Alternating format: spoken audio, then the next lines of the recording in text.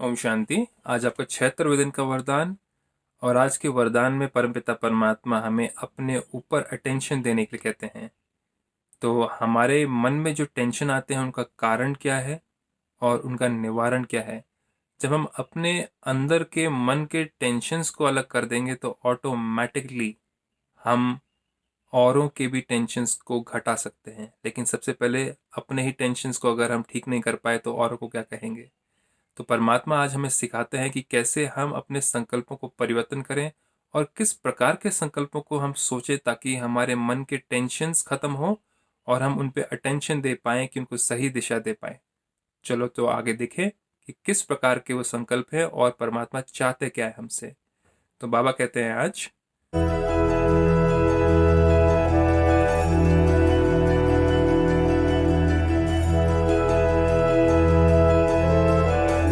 स्वयं के टेंशन पर अटेंशन देकर। स्वयं के टेंशन पर अटेंशन देकर। अब टेंशन कब होता है? कोई चीज़ को हम बहुत लंबा जब खींचते जाएं, जैसे एक रबर बैंड को भी अगर आप बहुत लंबा खींचते जाएं, किसी बात को अगर आप बहुत लंबा सोचते जाएं, खींचते जाएं, क्यों, क्या, कैसे, कहाँ, कब, किसने, तो उस रबर बैंड की तरह आपके मन के अंदर भी टेंशन बढ़ता जाएगा।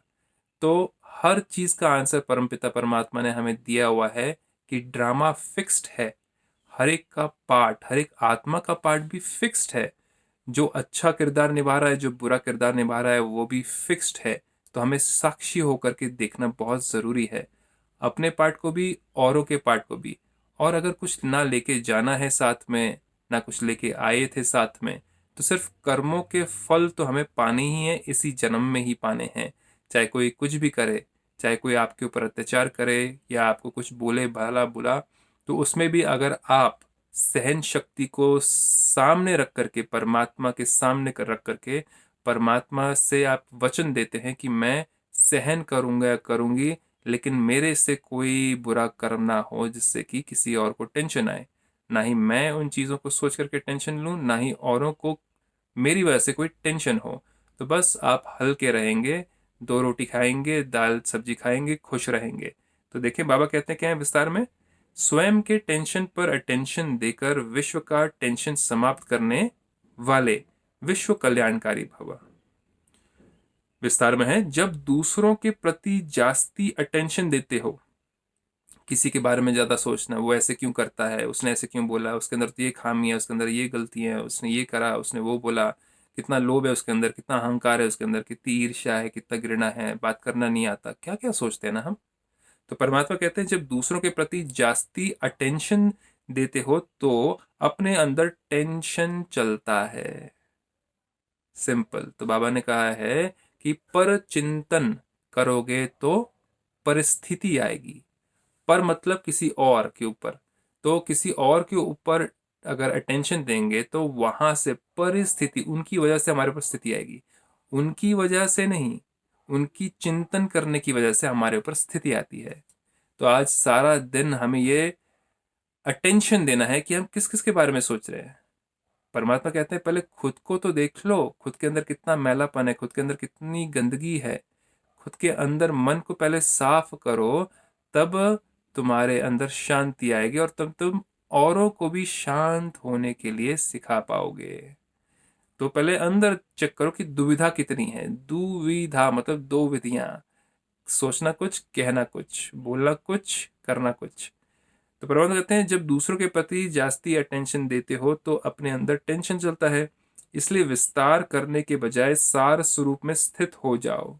विस्तार नहीं करना, सार में आ जाना। जो जैसा है अच्छा है, परमात्मा का बच्चा है, मैं भी अच्छी हूँ आत्मा, मैं भी अच्छा बच्चा हूँ परमात्मा का, मुझे अपने ऊपर देखना है। जो जैसा करेगा वैसा पाएगा। सिंपल है। तो कौन कैसा है, क्या करना उससे, कौन क्या बोलता है, क्या करना उससे। जो क्रोध करेगा, जो अहंकार दिखाएगा, उसको शरीर के द्वारा तकलीफें होनी है, उसके मन में कभी शांति रह नहीं सकती है। तो उसको तो फल मिल ही रहा है ना एक एक सेकंड में। जो क्रोध कर रहा है, जो लोभ दिखा रहा है, वो कभी संतुष्ट नहीं है, तो उसको असंतुष्टता का कर्मों का फल मिल रहा है। उसका मन कभी संतुष्ट नहीं है, खुश नहीं है। तो वो आत्मा जब खुश नहीं है तो उसको फल मिल गया ना। तो हमें ये जब पता चल गया तो हम सार में आ जाएंगे, विस्तार में नहीं जाएंगे। हम ये नहीं सोचेंगे क्यों किया, क्या बोला, क्यों बोला, ऐसे नहीं बोलना चाहिए था, ये तो ये है, ये तो वो है। ये सारी चीज़ें बंद हो जाएंगी ऑटोमेटिकली। तो परमात्मा कहते हैं विस्तार करने के बजाय सार स्वरूप में स्थित हो जाओ, क्वांटिटी के संकल्पों को समाकर क्वालिटी वाले संकल्प करो। क्वालिटी में क्या आता है? दूसरों के बारे में अच्छा सोचना, दूसरों को दुआएं देना, दूसरों का भला सोचना, दूसरों के अंदर गुण देखना। जैसे एक क्या करते हैं, एक बगुला क्या करता है, बगुला आपका या तो मोती या तो पत्थर चुगता है। हंस क्या करता है, हंस सिर्फ मोती चुगता है। बगुला ज्यादातर क्या चुगता है, आपके पत्थर चुगता है। तो आप बगुले हो कि आप हंस हो, चेक करो अपने आप को। औरों की कमी कमजोरियां को ढूंढना देखना, मतलब आप क्या बन गए, बगुले। और हंस सफेद पवित्र होता है। तो क्वालिटी के थॉट्स तब आएंगे जब आप औरों के बारे में अच्छा सोचेंगे, औरों के अंदर अच्छाइयां देखेंगे।